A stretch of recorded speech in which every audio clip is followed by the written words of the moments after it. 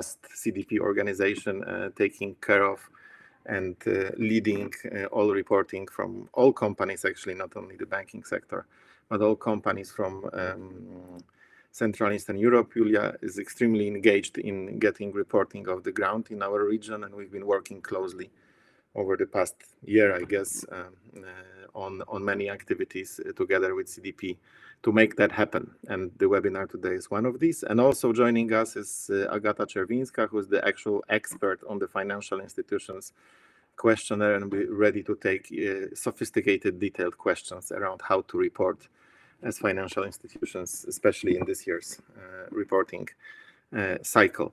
As a matter of organization, let's keep. We will have space for a Q&A session towards the end of the webinar. So, but also please feel free to ask questions on the chat in the meantime as we go along.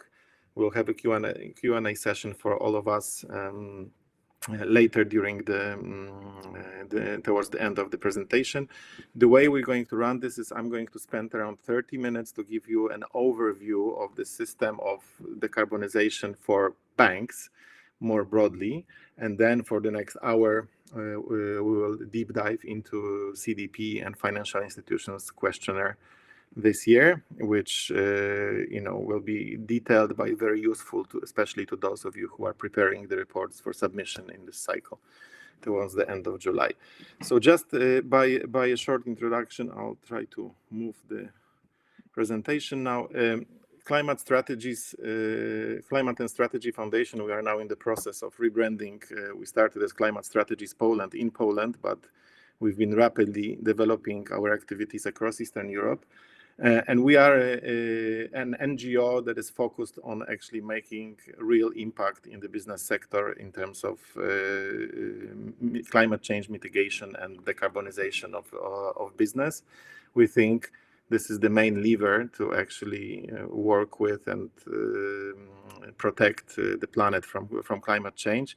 And we are really focused on moving beyond declarations, beyond kind of high-level talk into concrete actions. What we do is everything basically that relates to climate topics with companies. So a very heavy-duty analytical team working in CO2 carbon footprint calculations.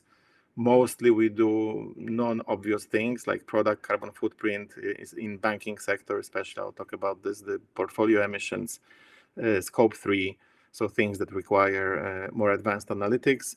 We help create emission reduction strategies. We also work on reporting to CDP, on setting SBTi targets, and a lot on communication strategies, so making sure not to fall into the greenwashing category, how to do that effectively, and also, of course, a lot of education. There are many companies that work with us. These are some examples for the people in Poland. There will be many brands which are quite familiar, from Orange, which is our big partner in the telecom sector. We work with banks in Poland, Millennium, mBank, also many companies from food manufacturing sector and quite a few big cities, and now increasingly a large number of projects in Slovenia, Croatia, Romania, so across the region, which is a recent this year's phenomenon. And basically, in terms of our team, we have a mixture of experiences. Myself, I'm spent 20 years in business in McKinsey & Company as a consultant, as a commercial leader of different organizations, and also in renewable energy. We have people very much focused on communication with lots of expertise in communication, like Agnieszka, Łukasz Broniewski, who many years spent in Brussels, and Ola Drewko, 25 years almost experience in calculation of carbon footprint. And final thing about us, if you haven't seen the report on climate competitiveness, and we now have also an English version, Climate Competitiveness Guide for Companies, I highly recommend to download it. It's dense, but hopefully very useful, kind of end-to-end overview of climate topic versus business, with a focus on how being ready or not with climate topics will influence business revenues, competitiveness of companies. So not only in terms of ESG and responsibility, but also actual impact on business. It was quite popular in Poland. Now we have the English version, and also encouraging our guests from across Eastern Europe today to take a look at it. So as a foundation and people with lots of business background, we are really focused on numbers. And so we always like to start these discussions with a short, big picture of where we are in terms of numbers of climate. And this is CO2 emissions globally. And as you see, it continues to grow. There was a dip during pandemic, but it came back last year. And this year we are going to beat all the records, especially with the impact of the war in Ukraine. And some come back to coal. Germany, I think, this week announced coming back substantially to brown coal. So basically, despite 20, 30 years of climate activity, COP conferences, targets, Paris agreements, and everything, this thing keeps going up. And the only moment when it comes down is these few situations where actually there was a crisis or there was a significant downward shift in the GDP. So we haven't, as a planet, haven't been able to decouple economic growth from emissions, and the only time emissions go down is when the economic growth goes down. So this is very concerning. Of course, it looks a bit better in Europe, which is leading the pack, but overall we have a long way to go. And as many of you know, what is really needed to protect us from catastrophic climate change is significant reversal of this trend, which is the green line, the 1.5 degrees emissions path. So how much would we need to reduce emissions to keep in the carbon budget to basically keep the global warming below 1.5 degrees Celsius. And we are right now more on this top path at the best, because this already includes some policies and actions which are not yet implemented but are declared. So there is increasing population of scientists.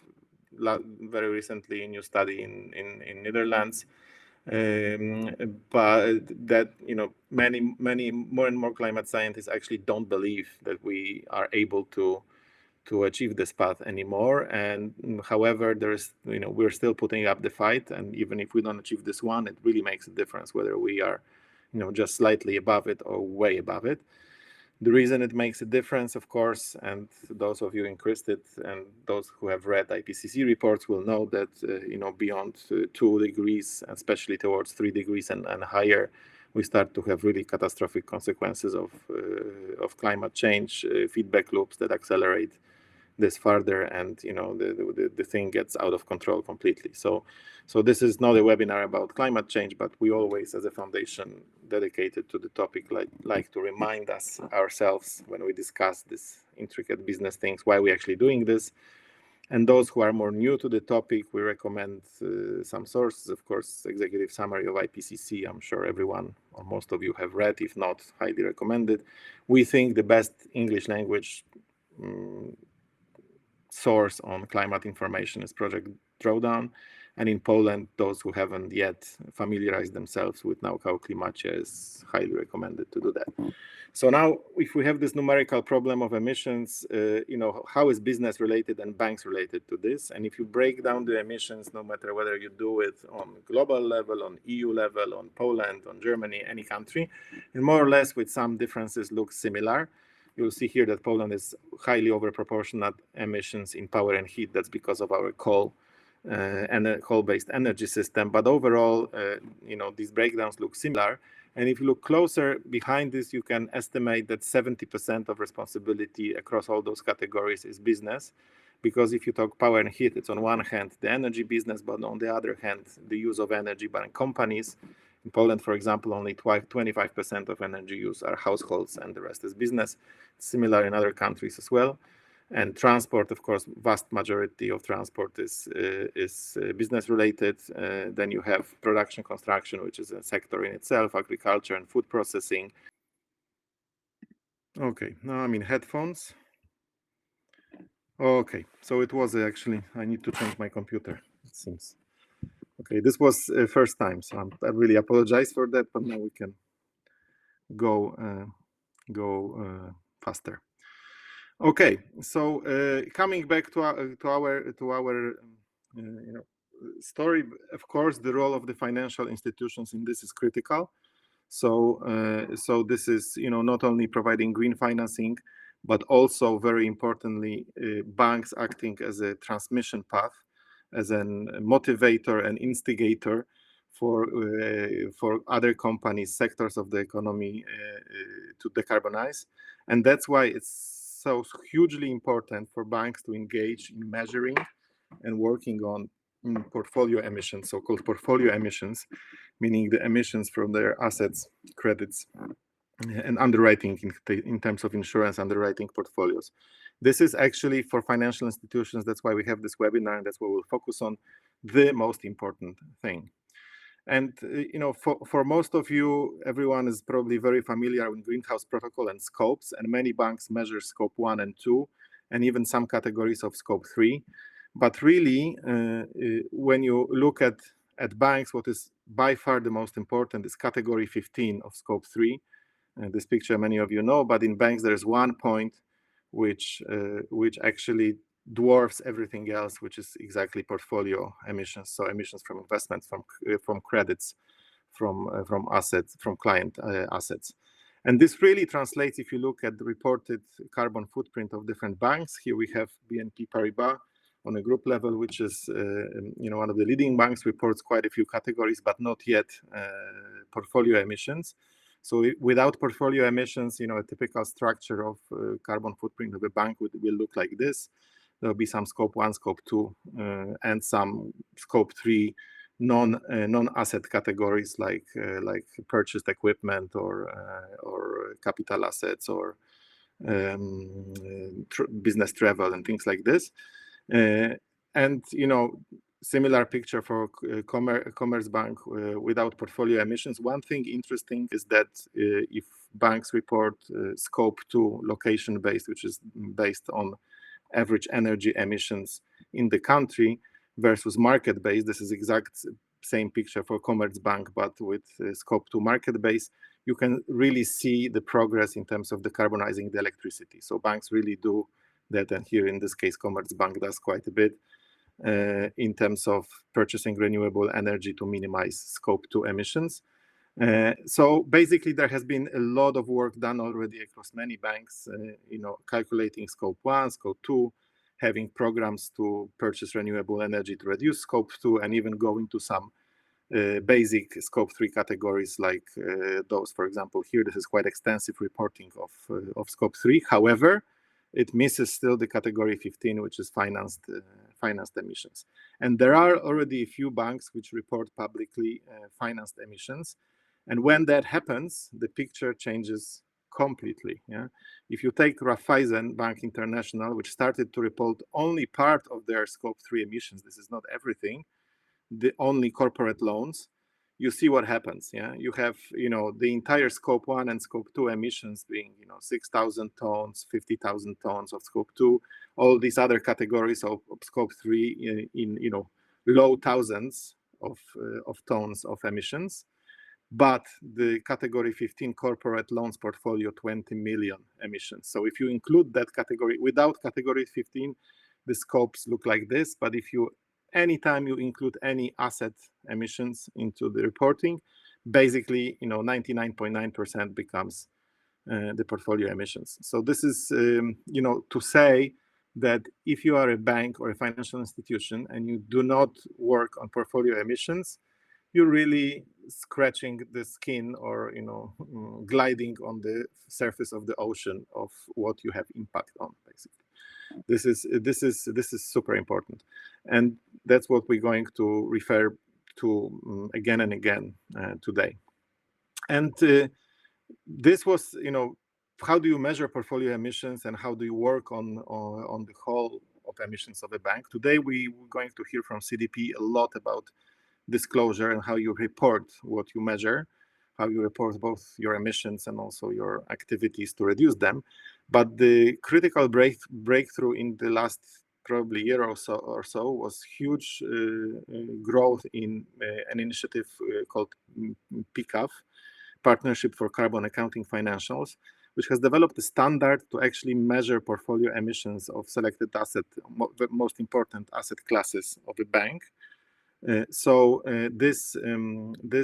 is a very important initiative to understand, and it's exponentially growing with new banks and financial institutions joining, because it provides a lot of help actually in measuring those emissions, databases that allow to estimate portfolio emissions in a relatively straightforward way to start with. Nothing is straightforward in portfolio emissions, but it's actually doable. And it's also seems to be an emerging common ground approach, and I'll tell you a few words about this. And of course, the second very important development of the recent months is the issuance of the first financial institution standard for science-based targets by SBTi in February, and increasingly there are banks committing to science-based targets. Targets to reduce emissions in line with the 1.5 degrees scenario, using the methodology and including the portfolio emissions. So these two things, apart, reporting is in disclosure is super important, but you have to have things to report. And both PCAF and SBTi, of course, aligned with CDP reporting. So this is actually the content that goes into reporting. Julia is going to talk about CDP and introduce it in more detail. I would just like to show one thing. CDP also issues the ratings, and Julia will tell about it probably more. But if you look, we did this analysis to look at overall ratings of banks in Europe. This is Europe, not Eastern Europe. Eastern Europe has not enough reporting actually to make a meaningful analysis. But if you look what's happening in the banking sector in terms of climate reporting in particular, you see sort of two groups of banks. There is a large number of banks which are actually quite advanced with high CDP ratings in terms of climate disclosure, measurement of carbon footprint, and climate action. And there is a large number of institutions which are just starting. Rating F means that the questionnaire to CDP was relatively empty. There was not enough data to provide the score. So you see that there is a pack of leaders, and there is a second group coming already with reporting, but still at an early stage. Now, briefly going last few minutes, I would like to say a few words about those two other initiatives than CDP. So in terms of PCAF, we have very quick growth in the last few months. Tens of banks and financial institutions joined globally this PCAF initiative. 279 institutions right now with assets $75 trillion. We had first Polish bank joining in March, mBank. Congratulations also to people from mBank who are here.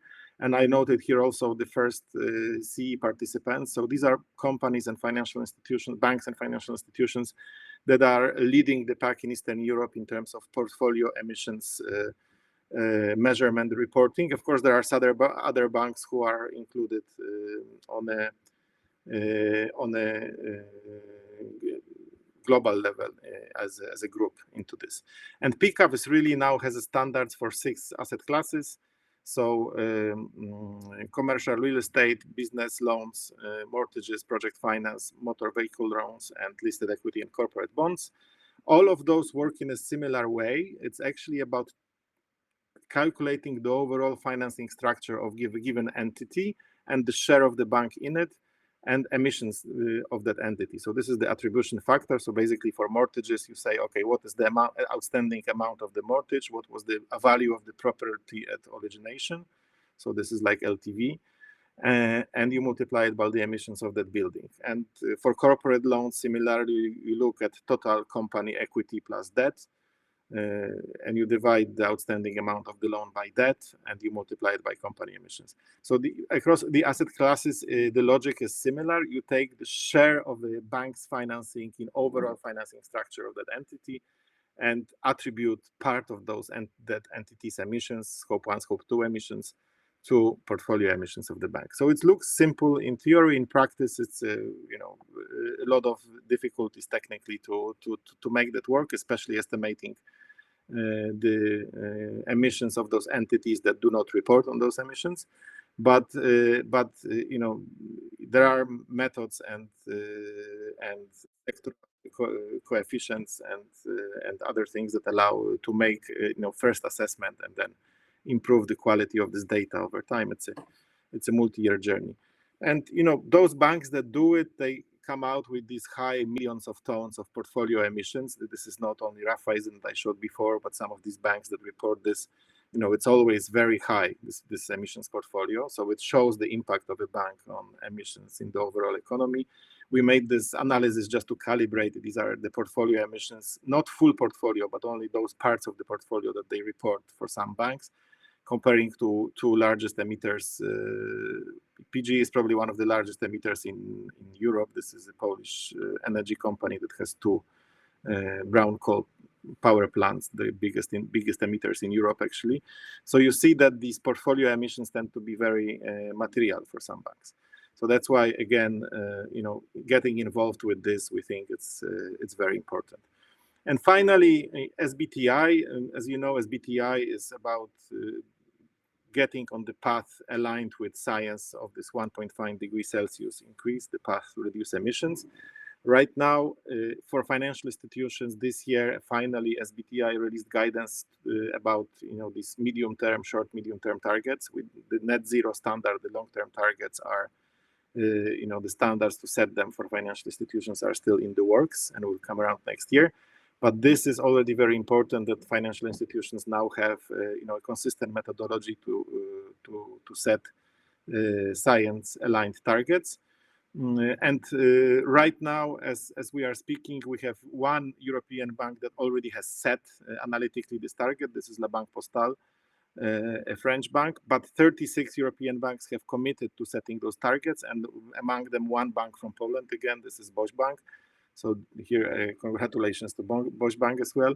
But these are committed, meaning within 24 months from the commitment, they will set actual specific targets, which include portfolio emission reduction targets. And this is the list of banks, all the banks in Europe that has already taken action. Of course, it's available on the SBTi website. Now, I won't go into details of these SBTis, but from our perspective, looking at the standard for banks, what is very important that not all portfolio emission, not the entire portfolio has to be included. First of all, there is later in this presentation a table, but it's basically focused mostly on corporate emissions, corporate and energy sector related emissions. Second, there are several methodologies to set those goals, including methodology called portfolio coverage, which is about engaging clients to set their own science-based targets. So not actual analytical emissions reductions, but the role of a bank to engage and convince clients to achieve those emissions reductions. And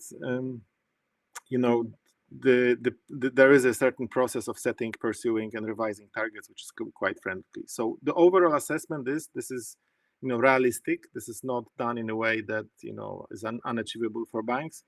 And there are there's basically a way to systematically approach emission reductions, not only from scope 1 and 2, but also from the portfolio. So now you have a whole system that you report to CDP. The portfolio, you have methodologies to measure the portfolio emissions and also a methodology to set targets on how to reduce those emissions. I won't go here, but here we also have in the material further which asset classes exactly are. The blue ones are mandatory in terms of setting the targets, so it's everything related to energy generation and corporate assets. Basically, it's focused on corporate assets of a bank. And also, again, electricity generation and long-term debt. So, for example, SMEs are excluded. Short-term debt is excluded as optional from this target setting. So it's quite, you focus only on part of your portfolio to start with. And in SBTi, it's actually there is some time to develop this. From the commitment letter that you sign, there is 24 months to actually analytically set those targets. And then report on progress on how this portfolio emissions are reducing, and then of course the targets are updated every 5 years. So this is closing the overview of the decarbonization system for financial institutions. So reporting to CDP, portfolio emissions calculations according to PCAF, and setting targets to SBTi. So now that we have this on the table, let's look exactly, because I see there are questions here about where do the banks stand. So let's give a short overview where actually the banks stand. On the European level, this is selected banks that are most advanced. We took the banks that have the highest rating in CDP so that you can see what they're doing. And from the banks active in Poland, we have BNP Paribas on the list and Banco Santander. There's also, so I think the Commerzbank is here as well. So if you look at Crédit Agricole, so these are this is the rating that they have in CDP. These are the emissions that they report in terms of scope 3, which is important because how deeply you go into scope 3 is a measure of how advanced you are, and especially if you have number 15 here, which is category 15, that means that this bank is reporting something on their portfolio emissions. So this is a nice overview to see what those banks are doing, those leading banks. And also you see that this high rating correlates with the fact that many of those banks have their science-based targets set and are involved in PCAF. So basically you see that advanced climate strategy is reporting to CDP, measuring emissions on a broad level, especially with portfolio being involved in this PCAF using this methodology as a standard, and also setting the SBTi targets. So we also made this, we didn't do this for entire Eastern Europe, unfortunately, but we have for the people in Poland here, we have the overview of the banking sector in Poland, how it looks like in terms of the same picture. So I would say probably BNP and Santander are the highest rating in terms of CDP, but this is again, BNP is submitted locally, but this is a reflection also of the group score. The scopes reported, SBTi commitment, and PCAF. This is on a group level, and PCAF involvement in PCAF. So because of the overall group strategy, BNP, congratulations, checking all the columns. And actually the PCAF I think is quite recent. It's April that BNP has joined. So this is this is a lot of progress. We have the first Polish bank in PCAF, which is mBank, and already working on the portfolio emissions. And we have you see other banks reporting to CDP, but with less content here to actually show for.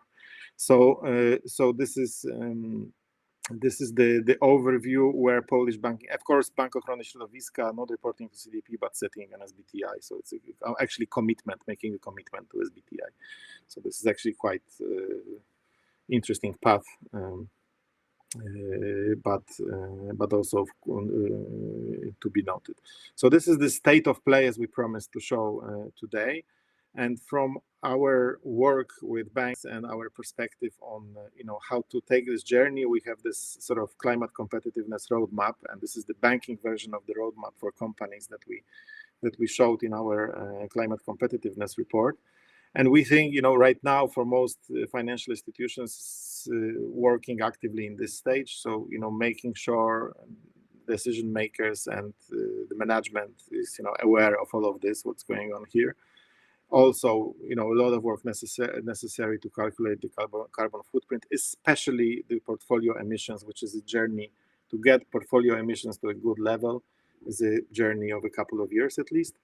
And then setting the strategy targets for emission reduction, which will later translate into emission reduction initiatives and especially client engagement, which is the most important lever that banks have. So I've slightly run over with about 6 minutes beyond plan, but this is let's blame it on the technical issues. I'll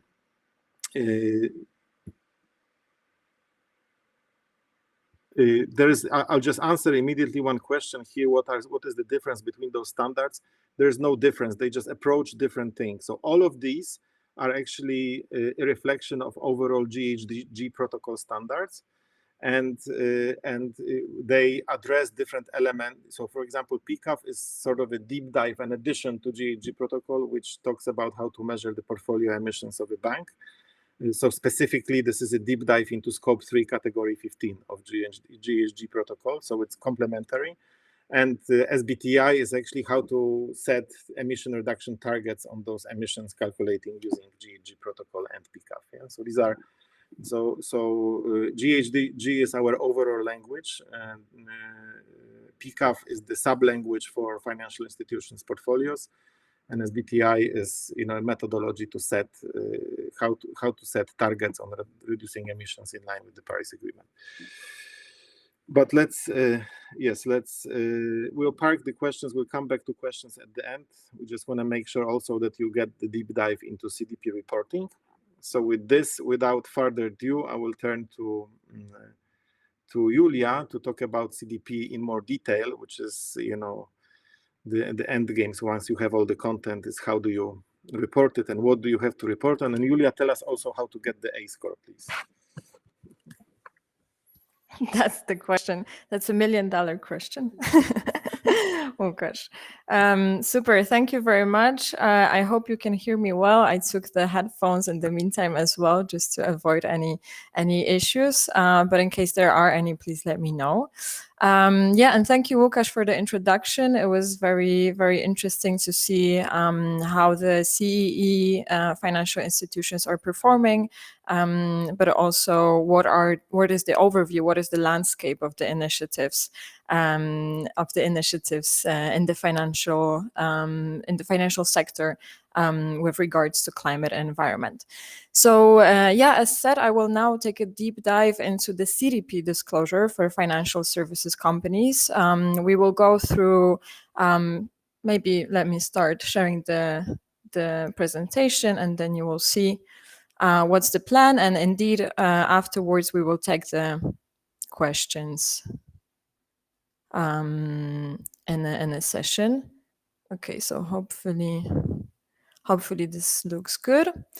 Perfect. So maybe just a brief introduction. I'm Julia Koczorowska. I am the Central and Eastern European Corporate Engagement Officer, which means that I am engaging with companies from the CEE region on their CDP disclosure and environmental action. And I have a great pleasure to provide you with a presentation about the CDP's disclosure for the financial services companies.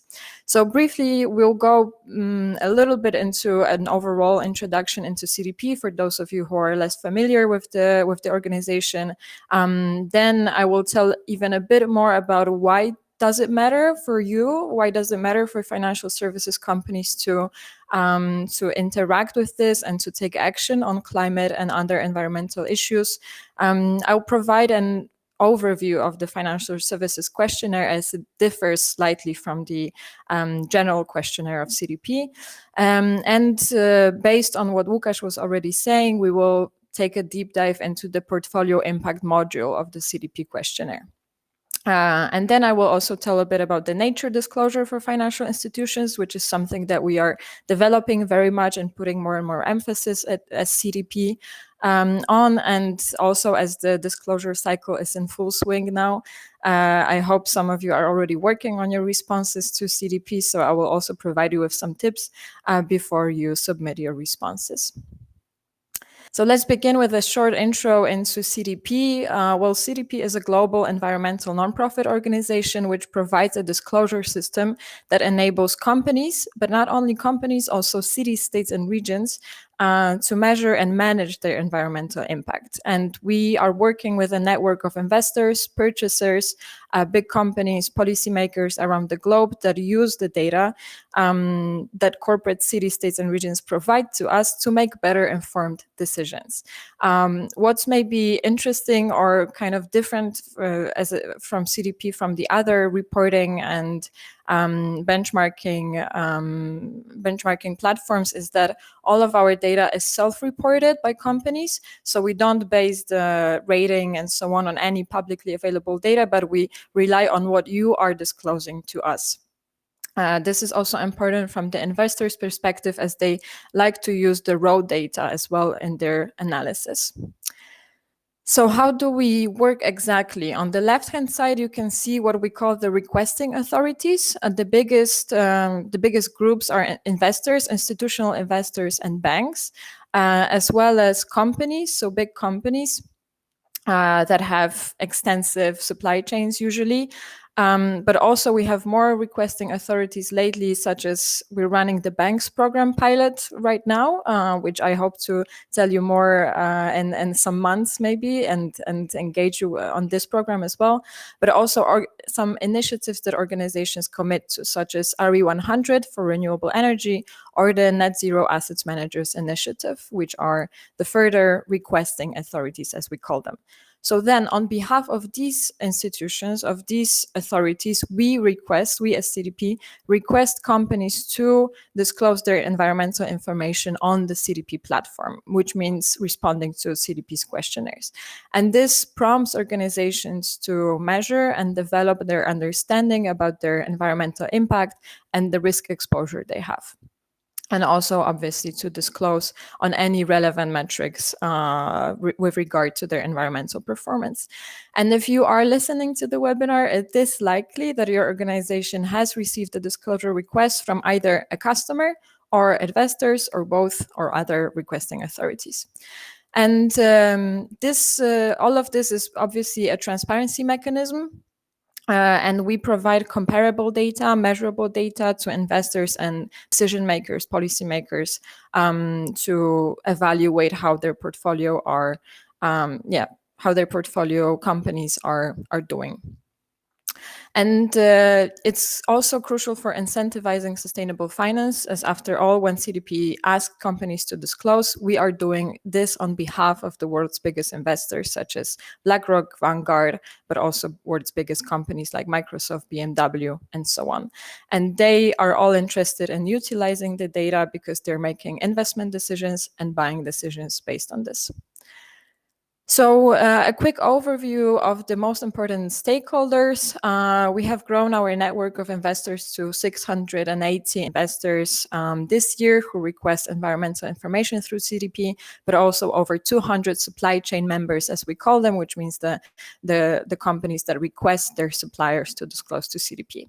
And last year we have had over 13,000 companies that disclosed their environmental information, and over 1,100 cities, states, and regions as well. And this basically means that CDP holds the world's largest and most comprehensive set of environmental data, and is the only reporting platform as well as scoring methodology or rating platform, which provides publicly available information, publicly available methodology. Everything is transparent and available on our website. I think it's also important to highlight that CDP's data is used by a majority of the large ESG research and rating providers, and many license the data from us and use our data in their products and services. For example, our data can be found on the Bloomberg terminal or Google Finance. So let's take a quick step back again and ask ourselves, why do we need an increased climate and environmental action by the financial sector? Why is this important? Why should you care? In that respect, I would like to make three main points. So firstly, with $155 trillion in assets, the banking industry is more powerful than ever before. And the disclosures to CDP Climate Change 2020 questionnaire by the financial institutions have revealed that finance emissions, or the portfolio emissions, as we call them, are over 700 times larger than their operational emissions on average. So this links to what Łukasz already said, and the graph Łukasz showed us with PGE and Orlen, and the actual emissions of the banks, of the portfolio of banks. And that can give you a sense of the scale of the impact on the environment via the lending, the investment, and the insurance underwriting practices of the financial institutions. Disclosure to CDP also shows that the costs to manage climate change risks are minor compared to the potential impact of those risks if they're not dealt with. So the financial services sector disclosed that the cost is around $2 billion compared with a potential loss of $777 billion.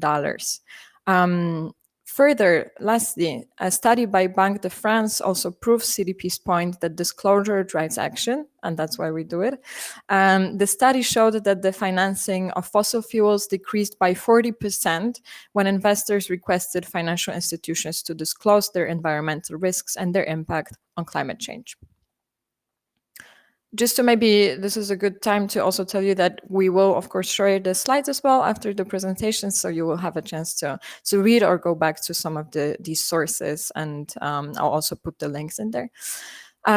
So yeah, I mean, basically from a mission focus, CDP, as I said, is a charitable organization, non-profit organization.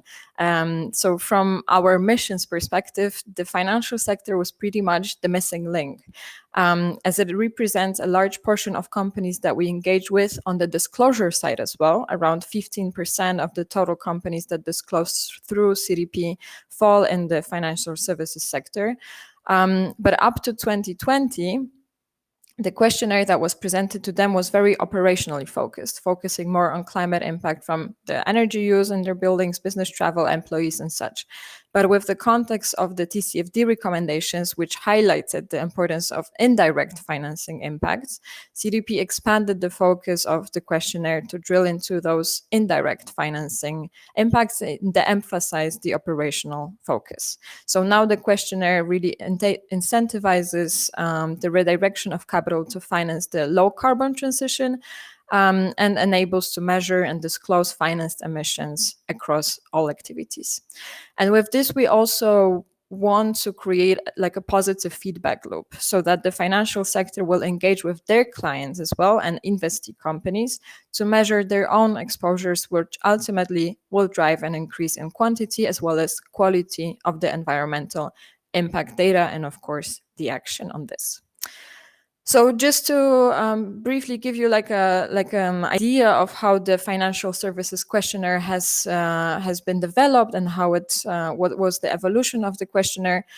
First, we have introduced sector-specific questions on climate change for financial services in early 2020. With the same year, there was a pilot of the climate and forest metrics with some banks in Southeast Asia. And last year, we continued the pilot and further developed the forest questions for financial services and started to look into the water metrics as well. And this year, for the first time, we have one integrated questionnaire with metrics on climate change, forest, and water security for the financial sector, but I will dive into that a little bit more later. First, I wanted to just give you like a brief overview of how the questionnaire, the sector-specific questionnaire for financial sector looks like. So here on the left, you will find all the modules in the 2022 Financial Services Questionnaire. And we have, as you can see, we have modules coming from governance to risks and opportunities, targets and performance, emissions breakdown, and beyond. Many of those modules, especially the first four, are actually based on TCFD recommendations, importantly. And for you to note, module C14, portfolio impact, is only presented to companies responding to the financial services questionnaire, and the module C15, biodiversity, which I will also talk a bit more when we go back to the nature issue, is a new module in 2022. However, it's introduced for all of the sectors, not only financial institutions. It's relevant for everyone right now. And as I said, finally, financial service companies, forest and water security module is a new module only presented to financial institutions. And we'll also get back to that. Key changes, I will not dive very much into this. I know some of you have already responded to the questionnaire. So it's worth for you to keep note of this. Keep note of what was changed. There wasn't a lot of changes, but as you can see here, exclusion policies that were updated with the SBTI, as Łukasz said, and the RE100 recommendations. There were new questions on carbon-related assets, portfolio targets, and covenants. There's also an increased focus on transitional planning towards net zero. That's for all companies, actually. This one is specific to financial sector, but transition planning is increasingly important for CDP as such. Also, asset owners, asset managers will be asked about their shareholder voting. But for these changes, I would recommend you to have a look at the guidance documents. So here you can see the questionnaire changes, but also the scoring methodology changes are in the materials available on our website. You will also receive the links here. So now I would like to give you an overview of the portfolio impact module in our climate change questionnaire, which is the holy grail of the questionnaire of the whole financial institutions engagement with climate. So here you can see that the module sits within the CDP's climate change questionnaire. Here is a reminder of the overall structure of the questionnaire. And this module again is only shown to financial services companies. And this is going to get a bit technical, so bear with me. It's very important, so please try to focus. But of course, again, I will provide you with the slides, and I also encourage you to have a look at the guidance documents and questionnaire, as it's very helpful. Even if you're not disclosing to CDP, still this really provides you with a great overview and tips on how to do this. So the portfolio impact module provides the means to disclose the impacts that your financial portfolios have on the climate. You are asked to disclose the value of your financing and insurance of carbon-related assets, and to break down your portfolio emissions and or other carbon footprinting and exposure metrics by asset class, by industry, by country, region, and or scope. This module also requests data on portfolio alignment to a 1.5-degree world. So here is an overview of the kind of themes. And this is a flowchart of the questions that helps you to navigate through this module. This is available in our reporting guidance document, which is useful for the disclosing companies. But I will talk you through the most important questions within the portfolio impact module. So this is just to give you an idea of how this is structured, basically. So the majority of financial institutions' emissions are driven by the activities they finance in the wider economy. And that's, again, what we call the financed emissions, and as well as their exposure to climate-related risks and opportunities, which are determined by their portfolios. That is by their lending, their investment, and insurance underwriting activities. Therefore, investors and data users want to understand the concentrations of carbon-related assets in financial institutions' portfolios. And without an analysis of how financial portfolios impact the climate, financial sector organizations may not be able to identify their own exposure to climate-related risks. And they may be basically unprepared for future uncertainties and liabilities related to climate change. So this question therefore asks about the value of your financing and insurance of carbon-related assets. It also asks what percentage of the portfolio value comprised of carbon-related assets. To the extent that a financial institution that discloses does not provide a value for the financing or insurance to carbon-related assets, we ask them why not. That's the last column. And rows in this question, so lending, investing, and so on, will be presented according to the organizational activities that you report in the introductory module. Maybe some of you are wondering now, what does it mean, carbon-related assets? It's a very good question. A very good question, as actually it's not very rigidly defined. Generally, this term considers assets or organizations with relatively high direct or indirect GHG emissions. This is very broad, I'm aware, but we have the TCFD's recommendation or suggestion to define carbon-related assets as those assets that are tied to the 4 non-financial groups: energy, transportation, materials and building, and agriculture, food and forest products. Which are identified by the TCFD as the major groups.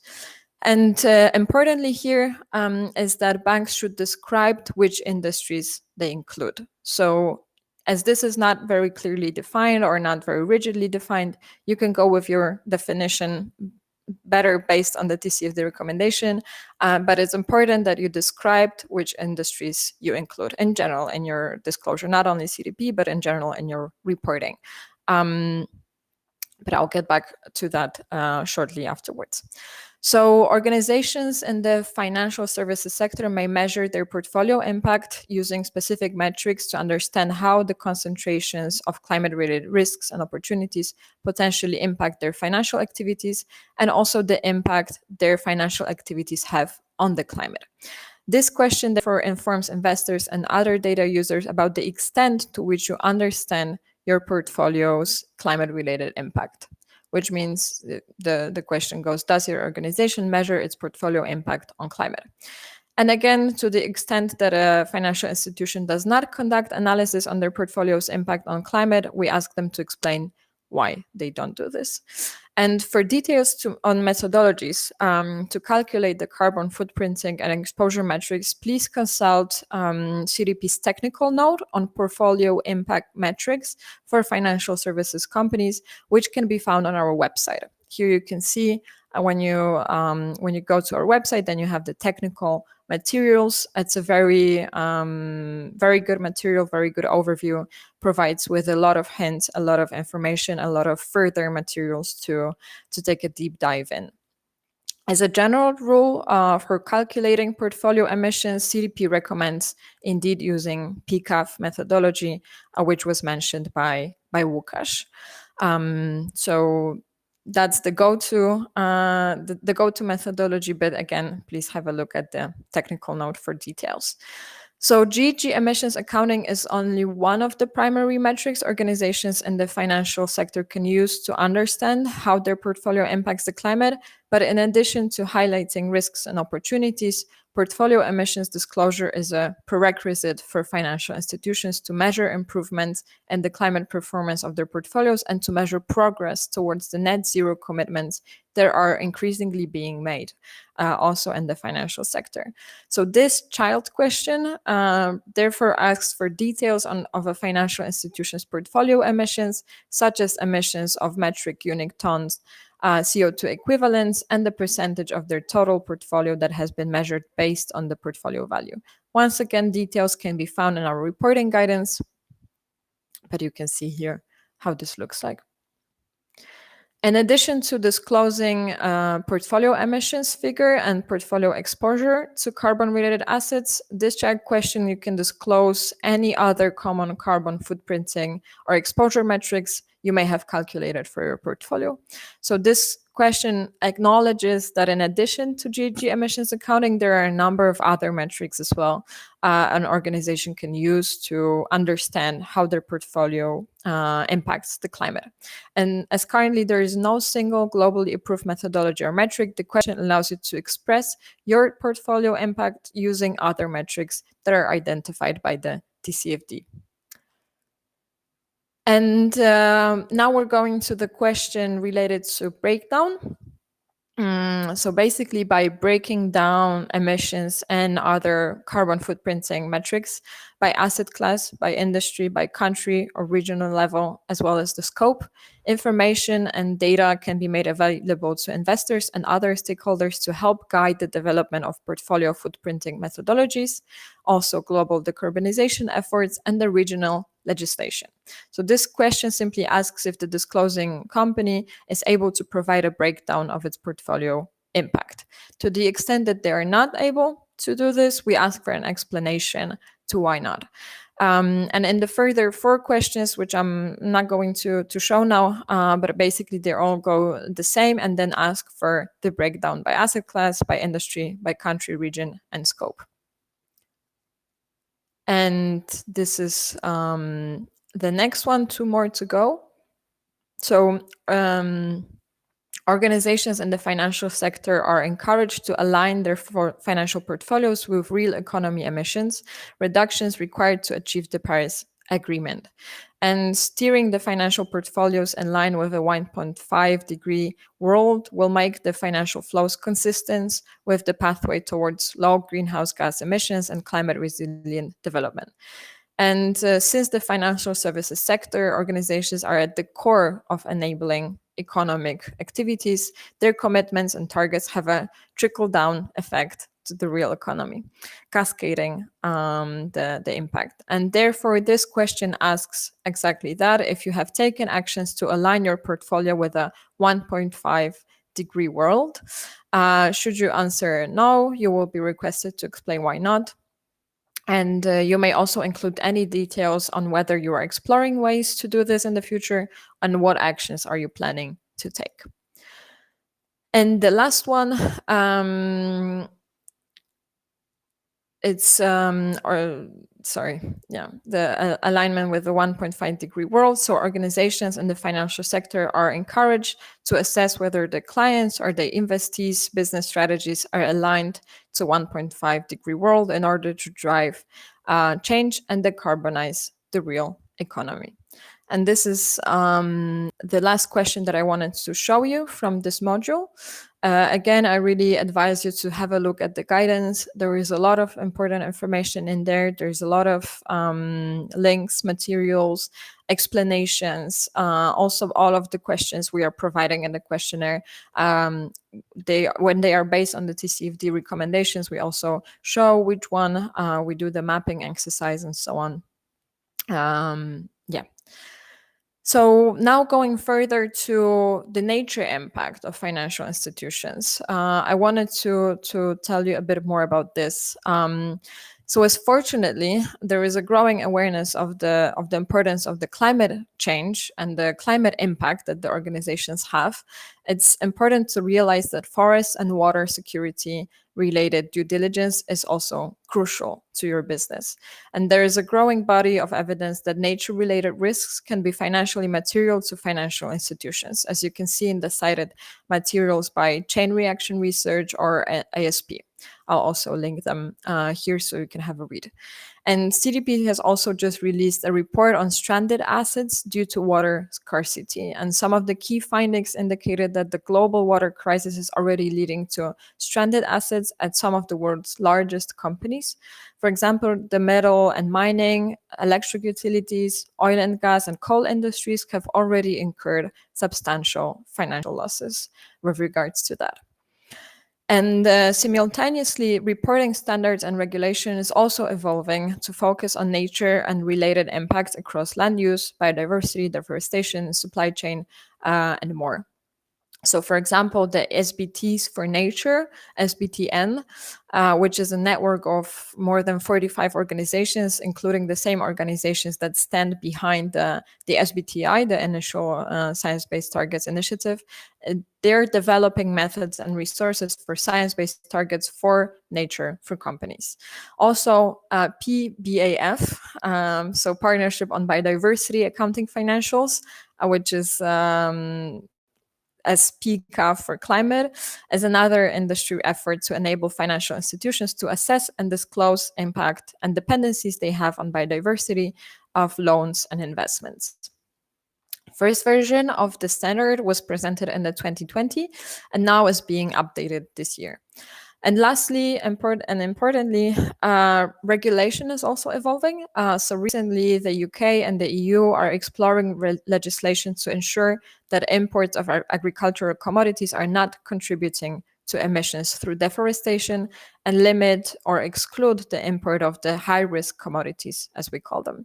And this is even more timely because all pathways that are recommended by the IPCC reports mentioned by Łukasz earlier as well, to keep us below the 1.5 degrees require an active removal of carbon from the atmosphere and nature-based solution in addition to renewable energy transition. So we basically cannot do this without also working with nature, with biodiversity, with forests, water, and so on. And now going to the disclosure again, as mentioned earlier, we have introduced this year one integrated questionnaire for financial services companies. And you will be presented with questions on water and forest, but only if you finance or insure sectors of the economy which have a critical impact on nature. And this is determined by CDPs or based on CDP's impact metrics. So this is something that we're using also to determine who should we request to disclose on water and forest in general. And you can see some of these, as you can see, full table is not shown, but you can at least see some of these industries that we find critical. In the introductory module of the financial services questionnaire, you will be asked which sectors you lend to, you invest in, or insure, and the response will dictate whether or not you are requested to disclose on forest and water security. So, for example, companies that finance or insure textile sector, apparel sector will be requested to report on water security because of the sector's impact on water resources. On the other hand, companies that finance or insure companies operating in the soybean farming will be requested to report on both water security and forests. And here you can see, yeah, exactly. So this is the question that I mentioned at the introductory module. So given a company has indicated that they provide finance or insurance to a sector which has a critical impact on forest or water, the module will be shown at the end of the climate change questionnaire. So it's one questionnaire. Within the module, there are 6 questions which are comparable to the climate change modules you see now, colored in purple. And companies will therefore be familiar with most of the question in the forest and water security module by already responding to similar questions in the climate change theme. And this is an example of a board oversight question as it appears in the climate change governance module and in the forest and water security module. So it's a very similar question, just regards climate and then water and forests. And the module focuses on portfolio activities only. So given that is where most environmental risks and impact occur. And therefore, we're not asking about operational impacts. We're not asking how much water you use in your offices. This isn't of relevance here. We're asking about what you have in your portfolio. The scope of forest and water security is the same as what is covered in the corporate questionnaires for water and forests. So commodity-driven deforestation, first for forest, and freshwater quality and quantity of the water you use. And here you can also see the overview by section, so how many questions we have for all of the different themes. Sorry, on the right hand. And lastly, from the nature part of the presentation, a new module on biodiversity. As I mentioned, it's introduced for all sectors, not only for financial services. And this is what we call an exploratory module. And it includes 6 questions, which you can see here on the slide. So you'll be asked about board level oversight of these matters, public commitment or any endorsement that you're having, impact of value chain, actions taken to progress on commitments, and indicators to monitor your performance on biodiversity activities. Importantly, as I said before, it's an exploratory module, which means that it's not scored. We introduced it this year to prompt companies to start assessing your biodiversity impacts as CDP moves towards assessing companies and financial institution impacts on broader planetary boundaries and not only climate. So we want to introduce these new questions to prompt you to have a look at that and discuss this in your companies. And now going to a bit more maybe practical, tangible matters. Hopefully, as said before, some of you are working on your CDP's response this year.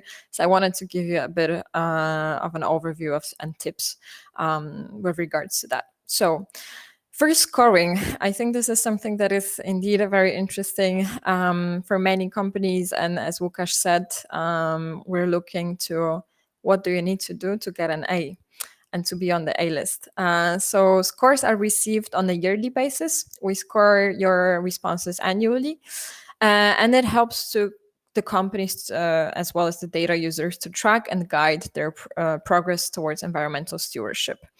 And the scoring at CDP reflects the 4 steps of the journey. So moving from D- all the way to A, with the intention of giving companies the space to progress step by step and year by year. The F score, as mentioned by Łukasz, is actually stands for failure to disclose. So an F score is given to companies that have not disclosed to CDP, that have not responded to our request. And responding companies are assessed across 4 consecutive levels that represent the steps a company moves through as it progresses towards environmental stewardship. The levels are 1, disclosure, 2, awareness, 3, management, 4, leadership. And companies, importantly here, companies must reach a certain threshold on each level before moving to the next one. So, for example, a company cannot be scored at the leadership level if they score poorly on management, and so on and so forth. So this enables us to have like a holistic view that a company needs to improve gradually across different themes, across different areas, and not only have one area of excellence that they get an A for. We look at a company holistically. And some practical tips for responding. So first, again, but this is crucial, to use our available resources. We do have public scoring methodology. Everything is written there. We do have the reporting guidance that I really find, as one of the crucial materials, not only for your response, but also to guide your environmental strategy, basically. We also have a scoring introduction, where you can see, what does it mean if you're given a certain score, and what you should consider when responding. Another way, a bit more practical maybe, to prepare yourself for the response is to look at the A-listers' responses.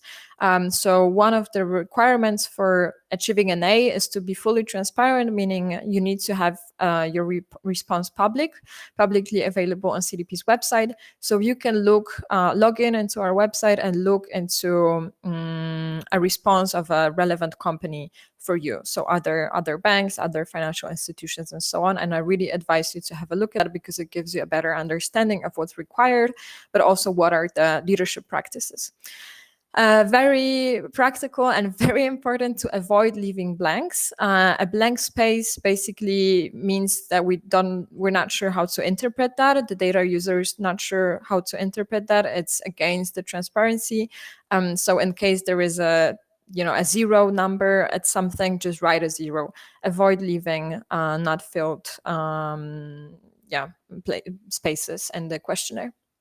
Again, partial response is better than no response. So apart from, not only the score matters, the response also matters. The data users, the investors, are looking whether a company has disclosed anything, because it gives an indication that they're working on this, that they are trying, that they are on the journey. Whereas no response means we're not sure, if a company has something to hide, or if they don't want to be transparent, or what's the reason. So we really encourage you to, even if you don't have all the data, still provide any data that is available. Watch out for case studies requirements. So we ask you sometimes to provide a bit more qualitative descriptions, qualitative information, case studies, company-specific descriptions, and so on. We have increasingly put importance into these qualitative parts of the questionnaire, and this was also reflected in the scoring methodology. So it's important to watch out for that. Company-specific examples were required, exactly. And for the disclosure conditions for 2022 for financial institutions, importantly, scoring deadline is on July 27th, which means that this is the basic deadline you need to have in mind. And then your questionnaire, your response will be scored. In terms of the scoring itself, you will receive a public score on climate unless you are first-time responders. We'll go a bit more into that in a second. For forests, private score will be default, because we are introducing the forest questions for all financial institutions this year for the first time, and we have run a pilot, so we want to see how you're doing, which means that the score will not be shared with the investors, will not be shared with on the website. It will be only given to you. In terms of water and biodiversity, it won't be scored this year, because these are new questions again, and we hope to get your feedback in shaping the metrics we'll be asking financial institutions in the future years. You will also have the option, and you always have an option, to submit a public or non-public response. So that stands for the text itself. The difference is that a non-public response, it won't be available on CDP's website, and the analysis will be anonymized and aggregated. The details of this you can find in our FAQ on the CDP's website, but hopefully this is clear. And going back to what it means, or what are the benefits, what are the special options for first-time responders, so companies that have not submitted their responses before. Firstly, you're eligible to a private score if you submit the full version of the questionnaire. So it means that no one, not even the investors who requested you to report to CDP, will be able to see that score. So that gives you an opportunity to try yourself and to see where you are more or less and what you should focus on in the next year. You're also eligible to respond to a minimum version of the questionnaire, but this is not scored. So then you can do this as a trial, you can do this as a rehearsal almost, and see if you actually have the data at hand, but you won't receive a score. So this will only give you an indication of what is the questionnaire, how do you approach this, where to get the data in your organization, and so on. Lastly, importantly, there isn't an administrative fee for CEE-based companies. So if you have a request, or if you don't have a request but want to disclose voluntarily, you're also welcome to do it, and there is no fee. So really use the opportunity to try yourself. And briefly about key resources, this will be shared later, but we do have a range of very important resources, more technical for the disclosure platform, a guide for the disclosure platform, also guidance, so the questionnaires, the reporting guidance, questionnaire changes, so on and so forth. We also have a range of disclosure webinars that has already have been done, but you can see the recordings on our website. There's also a more extensive webinar for financial institutions in terms of the nature disclosure. So I'd also advise you, if that's of interest, to have a look at that. Łukasz, I think you have your mic on. I have 2 more slides. Super. So as for the timeline, again, the most important now is the July 27th submission deadline to receive a score. And I know this was quite a lot to take in, hopefully not too much. So I wanted to maybe bring back some of the key takeaways, something that I hope you have learned from this presentation, you're gonna remember. First, the majority of financial institutions' emissions are driven by the activities they finance in the wider economy, so the so-called financed emissions. So we really appreciate and we really encourage you to do this calculation. And for methodologies to calculate your carbon footprinting and exposure metrics, please really have a look at the CDP technical note on portfolio impact metrics, as it provides a great overview of the methodologies, also pros and cons of different approaches and so on. So it's really, really useful. Secondly, increase your focus on nature and biodiversity. If this is something that hasn't been discussed in your organization yet, make sure that this is something that doesn't kind of go away from your radar. It's very important. It will be increasingly important. And we really want you to start having those discussions and having the approach and the metrics in place. As for the response itself, avoid leaving blanks in the CDP's response, as we value full transparency and clarity in your answers. And remember to respond before the deadline on the 27th of July. If you haven't received a request yet, and you think you should be requested, please reach out to me. We will also share my contact.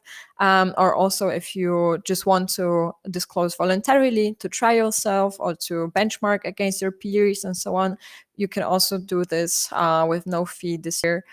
So please reach out.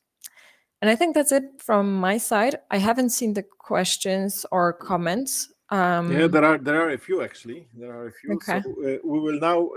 Thank you very much, Julia. We will move swiftly into the Q&A session, as we have another 10-15 minutes probably of the time that we booked for this, and some of the questions are quite interesting. So I'll actually move to the Q&A mode so we can display them a bit as well. So there is, of course, questions about rating, and maybe let's start with those. There is here question from Magdalena. Basically, what is the investor perceptions of the rating of a bank that is given under umbrella of a parent company? So the question of groups. We have in Poland and in Eastern Europe quite a few banks which are parts of bigger international conglomerates. So this is, how do we rate those, and is such rating less valuable for a bank which is a subsidiary in a group operating in the EU? How do you? Allow me to start on that one, and Julia, if you have anything to add, please do. So we generally do recommend companies to report at the parent level following GHG protocol, including the subsidiary in the reporting. And this is the approach we have been taking, at least in Europe, consistently. So in some cases, especially like for financial institutions with several asset classes, it can make sense for the subsidiary to report if they are listed on their own and have specific activity. In general, just ideally you report on a parent level, on a group level. But if the subsidiary is quite big, which happened in our cases for some companies that we work with closely, and they have their own governance and activity and are a listed company on its own, then in my opinion, they should be reporting at the subsidiary level as well. But this is kind of complex, and have to come up with a reasonable approach. So this is like depending on how big the companies are and subsidiaries are, if they have their own governance, as I mentioned, or activity. Julia, any comments to this? Yeah, I think I would agree, and definitely as we follow the GHG protocol recommendations, we do encourage companies to report on the group level. This is, there are some specific cases for which we also kind of look into individually if this is an issue for any of the sites. Sometimes we also encourage to, for example, provide case studies from the local branches then in the group response to make it a bit more kind of vivid, or give a bit more space for the branches also to be visible in the response. So there are some ways, to combine this. But yeah, indeed, the recommendation. Maybe a practical comment from my side, actually, on this, looking at the banks in Poland specifically. For example, we have two which are quite advanced in reporting, but do it, for example, at parts of international groups, but in a different way. So, for example, BNP Paribas is reporting both on a group level, and we have also a report and score for Polish subsidiary in the CDP database.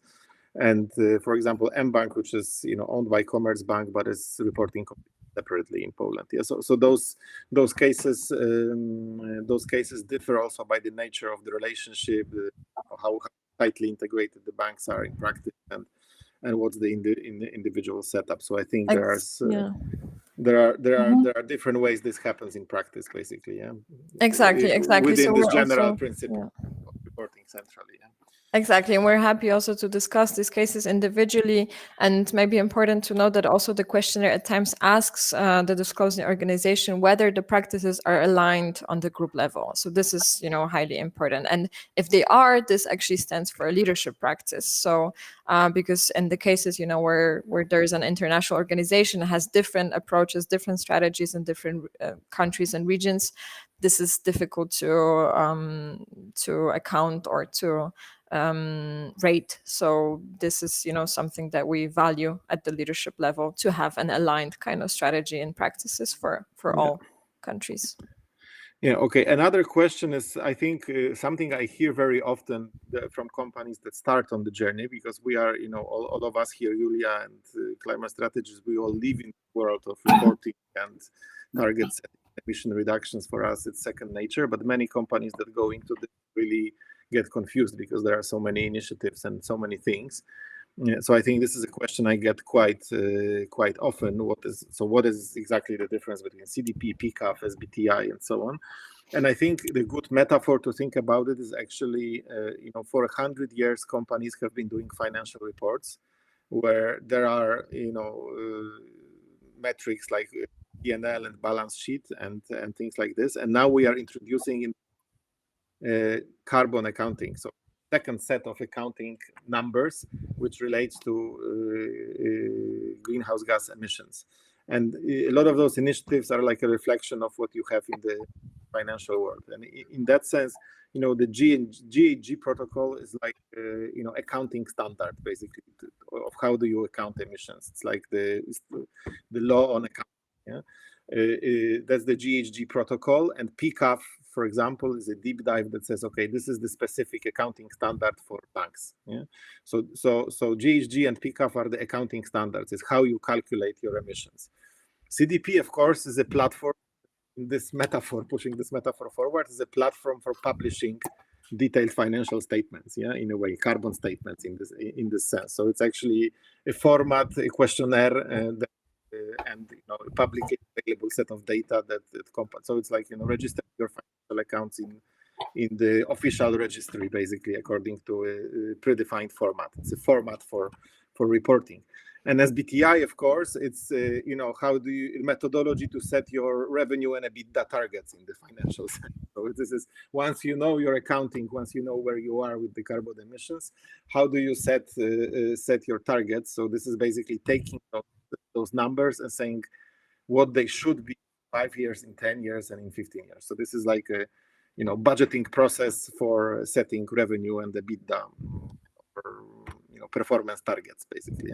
So by this analogy, I think it's there are different abbreviations, but these are different standards and rules that are in different places in this whole system of how we deal with decarbonization. So I hope that answers that question. So CDP is the reporting format, and disclosure template and database, basically, and SBTI is helping to set the targets.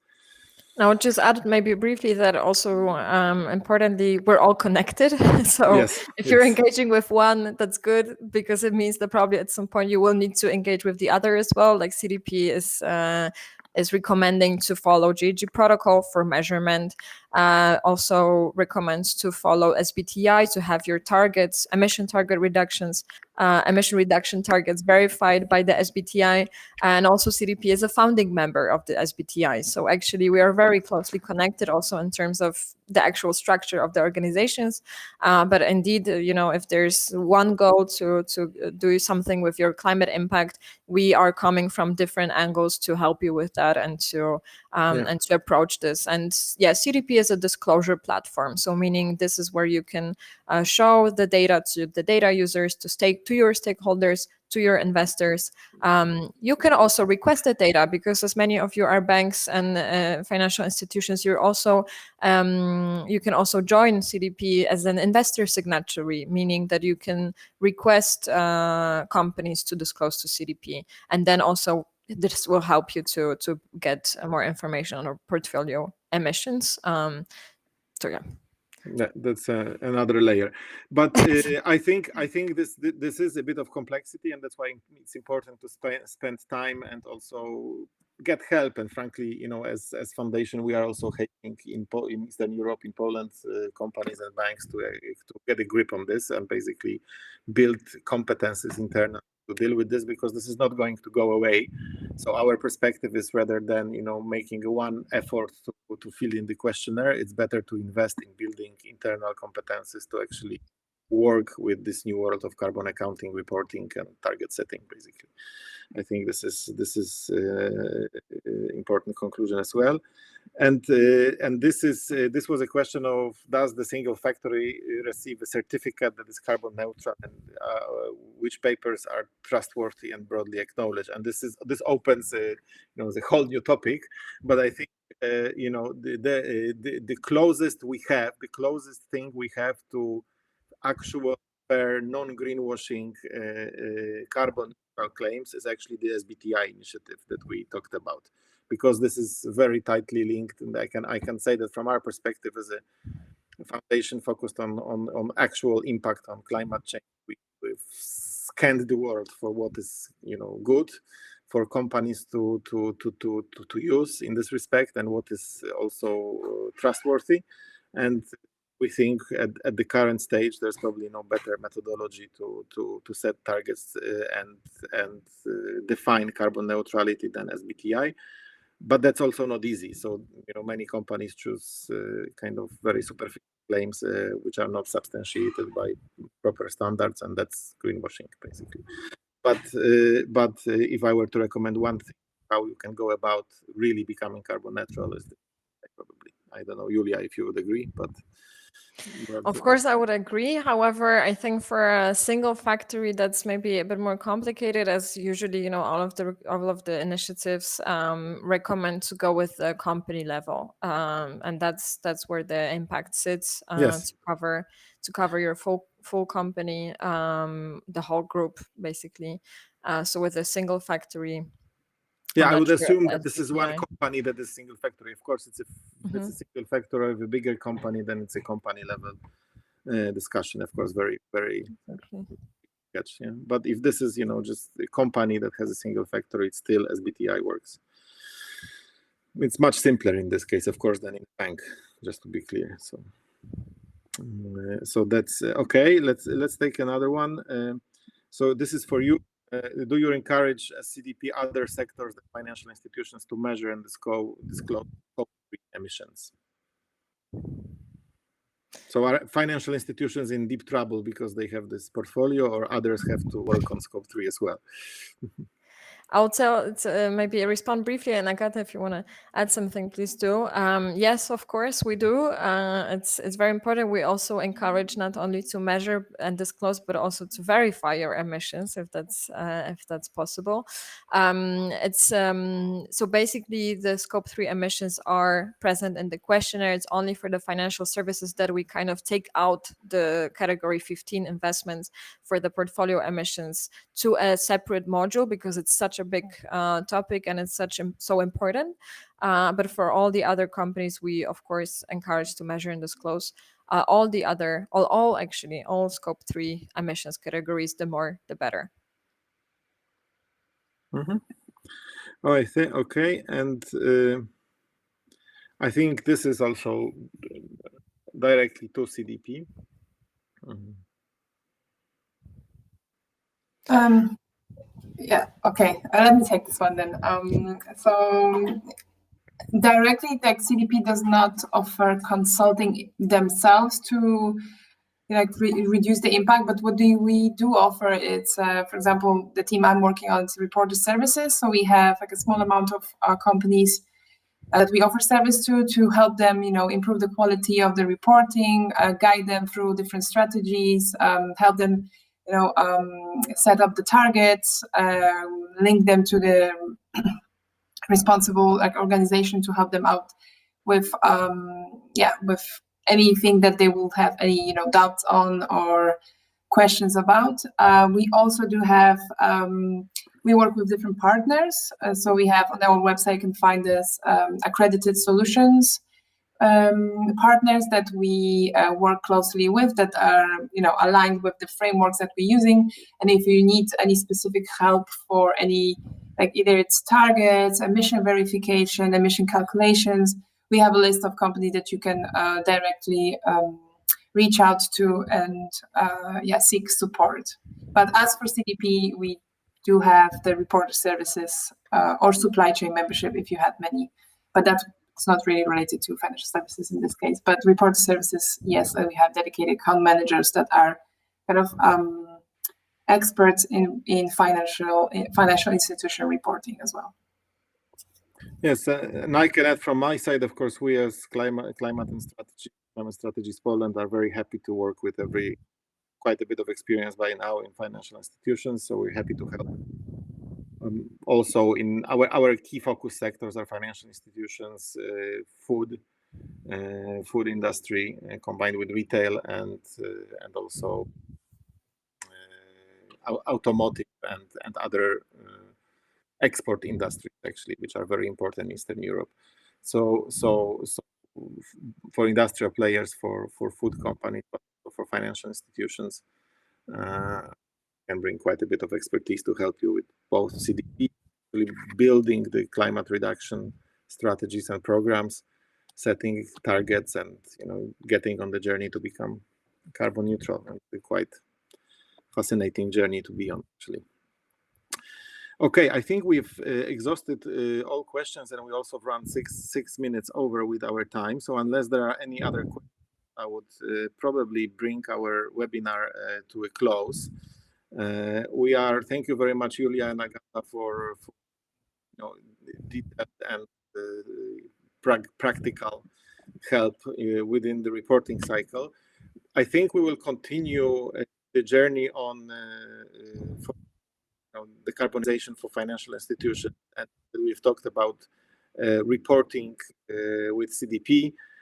We will focus probably after summer vacation, around September, October, on discussing in more detail the portfolio accounting, so the PCAF standard and how to practice use it, especially in the European context, which is specific in Polish in terms of data availability and so on.